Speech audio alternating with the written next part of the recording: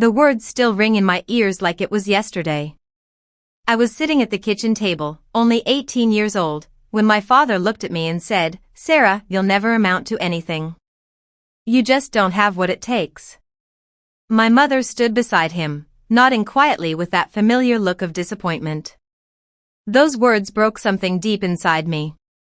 I was the youngest child, the one who always struggled in school while my older brother and sister brought home perfect grades and awards.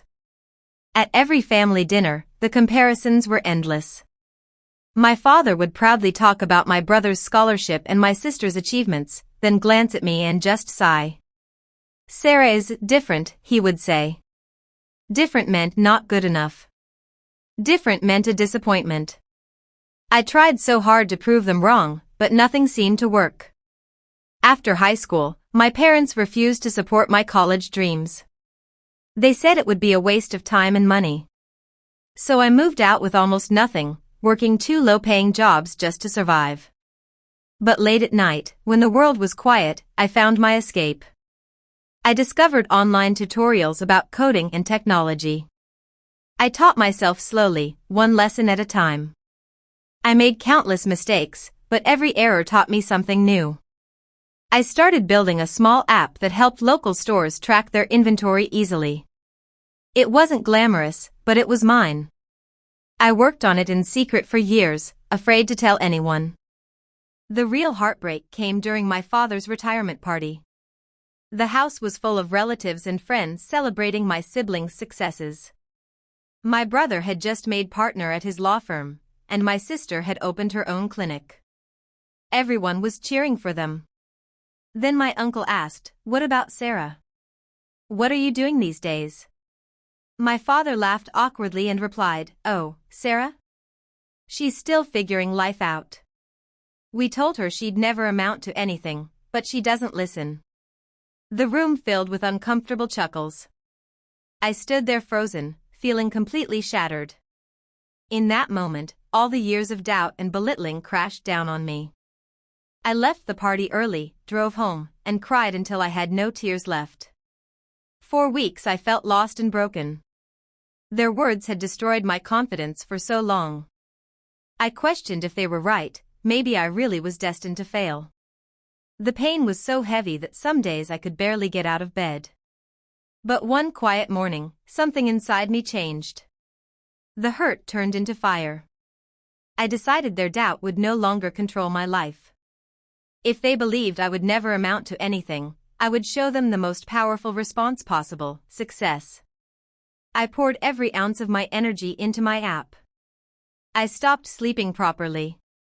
I ate cheap meals. I learned marketing, customer service, and business strategy all by myself. There were many nights I wanted to quit, but I kept pushing forward. Slowly, the app started growing. Users loved it. Then bigger companies noticed. What began as a small project suddenly took off in ways I never imagined. Still, I told no one in my family. I waited for the right moment. 2.5 years later, I drove back to my parents' house in a beautiful new car. In my purse was the one thing I knew would speak louder than any words. When I walked in, my family was gathered for a weekend lunch. They looked surprised to see me dressed so elegantly. My mother smiled nervously and asked, "Sarah, what's going on?" I asked everyone to sit down. Once they were quiet, I pulled out my phone and opened my banking app. I turned the screen toward them. The balance clearly showed $47,800,000. The silence in the room was absolute. My father's face turned white. My mother covered her mouth, tears forming in her eyes. My brother and sister stared in complete shock. With a calm, steady voice I said, "You told me I would never amount to anything. This is my answer." I didn't raise my voice. I didn't attack them. I simply let the truth settle in their hearts. My father looked down, unable to speak. My mother whispered, "We're so sorry, Sarah." In that moment, I told them I had forgiven their words, even though they had hurt me deeply. Their doubt had become the fuel that pushed me to build this life. I no longer needed their approval, I had found my own worth. As I left their house that day, I felt truly free for the first time in my life. Moral reflection.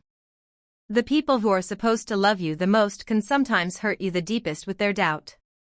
But you always have a choice: let their words destroy you, or let them ignite you.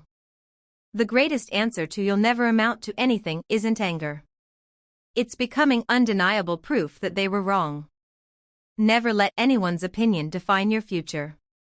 Your value isn't decided by others, it's created by your own quiet determination and strength. If you've ever been told you're not enough, know this: your biggest comeback is still ahead.